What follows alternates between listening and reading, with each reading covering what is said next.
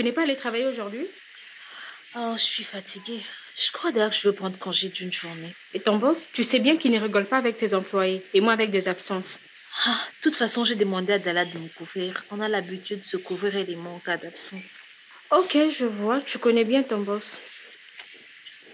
Entre nous, tu ne trouves pas que les parents manquent à cette maison? Et à moi personnellement. Samantha, laisse-les où ils sont. On est mieux comme ça, libre dans nos faits et gestes. On agit selon notre vouloir. Pas besoin d'avoir quelqu'un à nos trousses pour nous dire ce qu'il faut faire et quand le faire. En tout cas, excuse-moi, mais il ne me manque pas du tout. Je prie d'ailleurs le ciel qu'ils prolonge leur séjour là-bas, même pour une année de Et tout ça plus. prouve que tu es encore en colère contre maman? Non, c'est pas ça. Si, ça.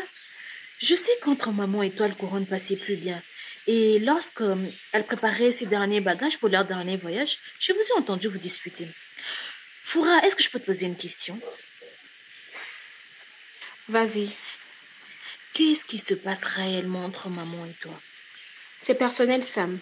Foura, je suis ta sœur et je me dois de savoir ce qui se passe entre ma mère et ma sœur quand même. Désolée, Sam, je peux pas te le dire. Moins si on saura, mieux l'on voudra. Sois coopératif, Foura, et dis-moi ce qui se passe. Est-ce que je suis déjà dessus, moi? Qui est-ce qui gardait le secret des sorties très nocturnes? N'est-ce pas moi? Découchage, près d'études, ton histoire avec le voisin, ton voyage au Point Noir, Patrick. Ok, ça va, j'ai compris. Mais sache que Patrick était un truc officiel. Dis plutôt officieuse, sa femme a dû faire du porte-à-porte dans le quartier pour essayer de te trouver. Ok, ça va, je t'explique, mais promets-moi juste une seule chose. Une fois que je te le dirai, de ne pas te ranger à mes côtés pour m'aider. C'est ma guerre et je la fais seule. Ok, c'est ta guerre et tu l'as fait seule. Sam, je pense que maman n'a pas le droit de beaucoup voyager avec papa. Personnellement, je pense que sa place, c'est ici.